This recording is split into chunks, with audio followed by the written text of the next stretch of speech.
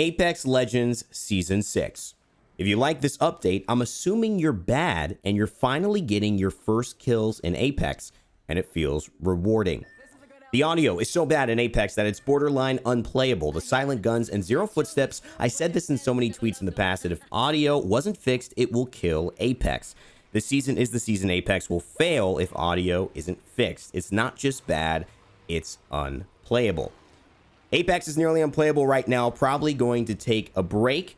If the devs don't make a change within the season, I'm probably done.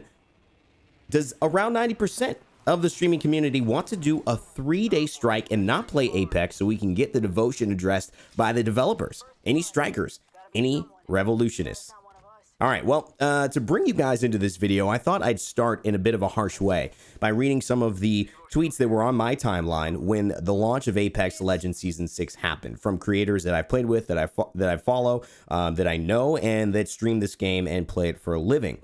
And I also want to now speak out about what I think is going on here in this situation in this season, and update everyone who doesn't know what actually Apex did to address these issues, which they have been addressed for the most part. And I think a lot of people are enjoying this update now and excited that the devs have changed. But it was a very bad start to it, and I want to explain really the state of Apex Legends from a casual perspective and from a professional perspective, and whether it's something that you should consider continuing to play, whether this is real or whether this is more reactionary. And I have a strong opinion on this, and I hope you guys pay attention to the video. Now, this is the first video I've made talking about this stuff, so please let me know in the comment section below if you have any thoughts. This is really meant to be a forum for everybody who wants to talk about Apex and just know the current state of the game and moving forward in this new season.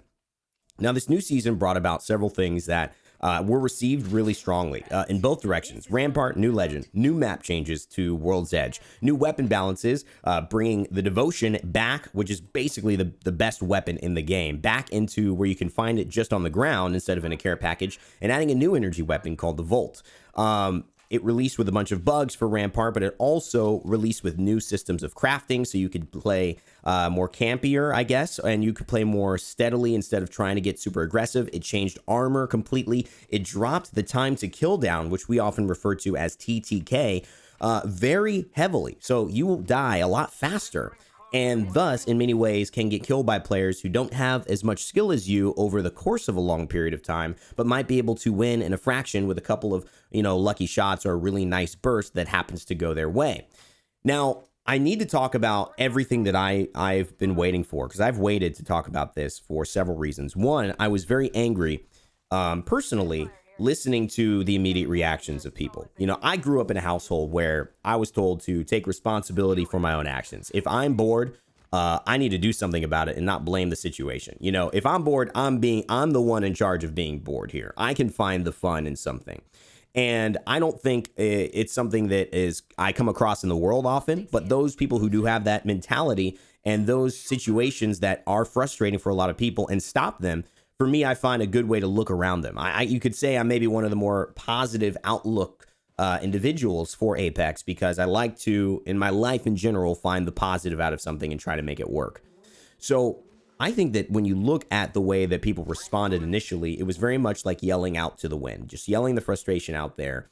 And that is important. I think for all my Apex fans, all you guys, it's important to tell people what you feel when you feel it. And I think in the world, people need to have emotions. They need to be okay expressing themselves. I'm not saying that they aren't, but there's a certain point, I think, as a content creator, that you do cross a line between influencing and just expressing. And I think it's unfortunate, but when you are in a limelight in a certain specific situation, your actions and your words have an impact and have an influence, and they aren't just expressing emotions, right? And they have a bigger impact than that. Therefore, there does become a bigger responsibility to what is expressed, because it has a bigger impact than yelling to the wind. It's not to the wind. It's the people who may actually take different actions based on that. Now, I want to first talk about really through this season in this video, all the things I mentioned, but I want to also set my goal. My goal in my life right now is to be happier, guys. I mentioned this before. It's not easy waking up and, having sometimes not a lot of motivation. I made a community post about some coffee I was trying, and literally just for mood and to enhance my mood. That's supposed to, you know, kind of give you that caffeine boost, but also make you just happy. It's called Happy Coffee. I mean, I linked it in my community post. I can link it in the description as well if you guys want to check it out. I ordered a bunch of it because I said, honestly, this is something that I want more of. I want to wake up and be happy. I want to have a positive outlook, and normally I'm good at that. But COVID and people losing jobs and things like this, when your timeline is completely negative, it's a little rough, man. It's a little rough to maintain that positivity. I'm just going to be real. And I think when you're real with everybody, you can understand at least, hey, where you're at, but also where you're going. And you guys know, at least from me, I never am going to stay there. I might feel it like all of you, but if you're with me in this channel and you listen and I have some influence on you, we're going to move into the positive space. So that's what I want to do. I want to talk about my goals and I think the future of this game and what season 6 is going to bring. I also want to talk about my overall idea of what I don't like, if there are a few things I don't like, and how something like this can happen to where all of the players are so upset about things like audio. I literally have tons and tons of quotes I could read you, and I just stopped at like 3 or 4 or 5. There's many more about things that players were so adamantly negatively feeling about this game. And so I want to talk about really where I think this game is. Rampart. Let's talk about the new legend. She is a legend that brings a lot of defensive, capabilities. And those defensive capabilities actually end up allowing Rampart to be a very, potentially campy style character. But in my opinion, she brings the best personality and the most fun I've seen actually in a character in several seasons. Loba and Revenant have both been characters who have had really murdery impacts on the game. Very vengeance-heavy, revenge-focused, dark timelines. And Rampart is a character who is a do-it-herself, pick her up by her own bootstraps, and find an answer to something, laughing along the way. And for me, Apex is such a personality-driven game that was enough for me to be very excited about Rampart. I don't care if this encourages camping mechanics necessarily, because there's a lot of really good ways for Rampart to be dealt with early on if you do get ahead of her. We have a character like Caustic who, if he gets in the final circle, obviously he's going to be a threat that almost nobody can stop if he's safe in a final circle. Rampart, if she's safe in a final circle and you can't, shoot down her shields in one shot like most people can do, she'll be tough to deal with. If she has her machine gun set up, she'll be tough to deal with, but she's got to get there. And you have a lot of counterplay until she gets there to take advantage of her with really not a lot of abilities whatsoever, except being able to reload an LMG faster and being able to obviously have a little bit more ammo in them. Now, I think Rampart, not only personality-wise, is great, but she also contributed to the weapon balance changes and why there was a little bit of frustration, because Rampart's passive is basically allowing guns like the Spitfire and the L-Star and the Devotion to be utilized by her at a higher degree. So she could reload them faster and she could have a little bit more ammo on them and essentially make those weapons that much more lethal for her only. The issue with that is that those guns, because of Rampart's passive and the new character, people want to play her, people want to experience her passive, those guns were in abundance in the game when they were dropped. And the Devotion has a couple of bugs where it will be silent and you will not hear the bullets. And of course, energy weapons are it always have been the most dangerous weapons in Apex Legends when fully kitted and utilized. So much so that this weapon that is now on the ground, the Devo, is actually been in the care package for the last 2 seasons, and everyone has done exactly the same damage with it. It's not like it changed at all when it came out. It just didn't have a turbocharger attached, and that allowed people to really understand just the value of this weapon. And so now it's on the floor. Everybody has one. You can see how that's changing people's minds. I believe that this was a good change in some ways, but I think it just lacked a little bit of foresight in terms of the reaction. And the balance changes brought in not only a Devo, which would be the best weapon, which would synergize with Rampart, but then they added a new weapon, the Volt SMG, which is a very good weapon that also takes energy ammo. So what you're seeing is everyone now wants to and is incentivized to use the 2 best weapons in the game, which are both energy ammo weapons, which now means everybody is probably going to have many energy ammo weapons on their team. So you're going to be having an experience of those weapons nearly all the time. Now, how does this become so obvious to us that it feels like, wow, that might not be a fun thing to get killed by those weapons all the time, especially when the season takes away 25 health from everybody, and so scales all the health down by 25. You know, now full Evo shields have 200 instead of the 225 full health you would have, and gold used to be 200, now it's 75. So you get the dual shield healing bonus, but you don't actually get as much health as you would have had. A lot of people still curious about that change. I personally think it's okay, but I do think that this is an interesting talking point, because you say, how come people don't realize that when you get into a lobby with great players, everyone's just going to run energy. They're going to run Volt. They're going to run Devotion. There's going to be so much, not only vying for that, but you're going to get killed by them all the time. It's not going to be like a lot of people have longbows and G7s. There's no R99 to compete. Maybe people will grab a Prowler.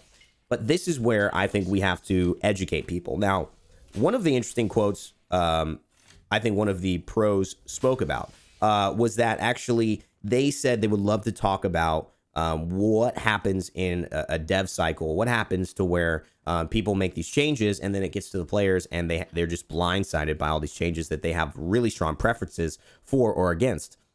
Having been in that environment, most people know this. I've worked at High Res Studios, which now is made Rogue Company recently. They made Paladins, they made Smite. I was there for Smite and Paladins and Realm Royale. And on the dev side, releasing a patch, we would have moments where devs would be looking for the fun in a game.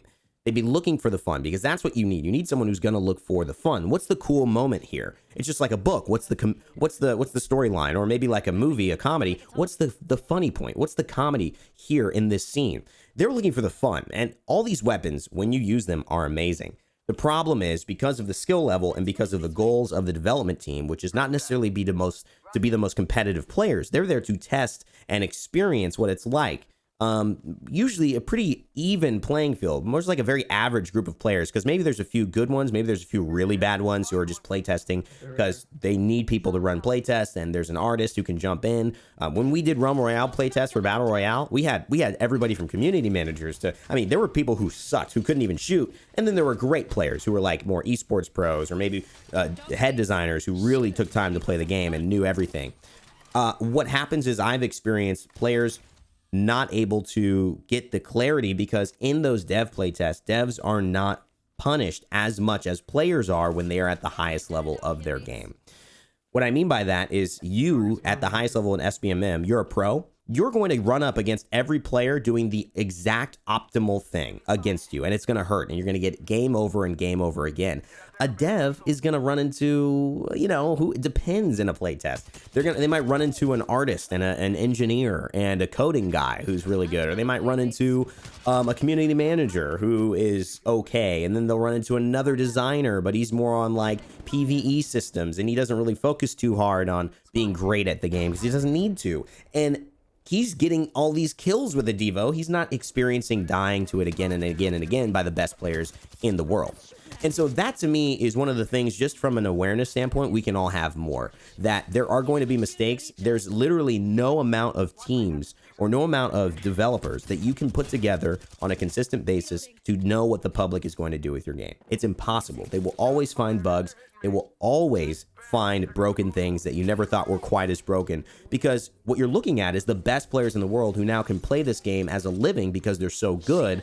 That's their job, to be better than anyone else as a developer, right? There's no way you should expect a developer to be better than a pro player who only plays, because developing is a 24-hour job, and I'm not even kidding. You are up day and night, and I saw my lead developer friends pull the most ridiculous hours because they're trying to fix these games, put out fires, fix bugs, focus on new things coming, things down the pipeline 6 months from now.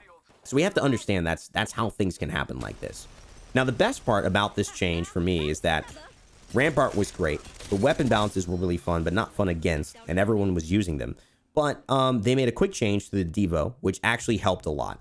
There were people who said, voicing opinions shouldn't be a problem. It's amazing to see some reaction. I know Coco had someone DM him from someone at EA, and so they've got to talk. We've had other streamers who were threatening to leave and did not want to play. They actually have commented positive things about the fact that EA actually reduced the damage of the Devo. They reduced how many times it appears on the ground. And for the most part, people are pretty happy. And I think this is a great sign for Season 6 and for developer and player relationships. My big thing that really bothered me was that how much we felt that criticism and yelling into the wind needed to be a part of our response, that people wouldn't listen. You know, if we didn't yell that way, but we gave honest, true feedback that was patient and measured, and that we were understanding people have our best interests at heart when we play this game. And they want to do right by us, right? Knowing that there's another goal in mind, which is to also make it more casual friendly and make it so that when Nintendo Switch players come in the fall and crossplay is added, guys, that then crossplay is a hit, because you can't have new players coming in dying to the best players in the world all the time, taking away SBMM, you know, ranked Apex Predators, pub stomping all these new Nintendo Switch players who are like, oh, this looks fun. I like the way this Rampart character talks. She's kind of funny. And then boom, just getting killed nonstop every second they play. I mean, how long do you think that game's going to last? What success will crossplay have if people just always die? And the answer isn't get good, because some players have no intention of getting to the level of an Apex Predator, and that's not the joy they have in the game. And so you're constantly balancing between that, and a lead designer has to keep that in mind, while also keeping the 0.01% of high level players who are the most vocal and really highly influenced people who have the most influence across the community, yet are the smallest and best population. So it's a very hard thing to balance, especially when you want new things coming forward. As far as the crafting system, guys, I love the new crafting system. And I think it does allow an aspect to taking some of the RNG out of your problems in Apex Legends. It allows players who like to play slower and a little bit more campier. I think it adds to the casual perspective, and it doesn't really hurt high level too much. This is a great addition, and I love it. I think the new map changes are also fantastic as well. I think they've made that Lava City side so much more fun to play around. And I do believe that the R99, I've had a few games with it in the care package. I think it's a great care package weapon. I really like it. And it's kind of fresh for me to not have to play light ammo all the time. The battle pass is also really fun as well. And I think it's probably the best aesthetically pleasing battle pass I've seen. So that's my overall opinion, and I want to give everyone an understanding that in this channel, like I mentioned, I'm trying to get my happy coffee. I want you guys to be happy after you watch this. I want you to learn and be educated. I don't want you to think that you can hear me just shout in the wind when I'm frustrated. I want to help and encourage everyone to say we can be a little bit better on this. And I think I want to make sure that even if everyone isn't and they're voicing frustrations, you can come here, you can learn, and you can have a good time on this channel. Hopefully you learned something. Hopefully you enjoyed the video. Hopefully you liked the video. And, I want to hear your comments down in the comment section below. I'll be doing some more videos about gameplay and stuff like that later, but I wanted to give the state of Apex and my overall thoughts here. And I hope you guys enjoyed it. As always, never give up, never stop gaming. Wishing best things for you and this game. I know it's going to be great. Trust me, I think it'll work out. And as always, I'll see you next time.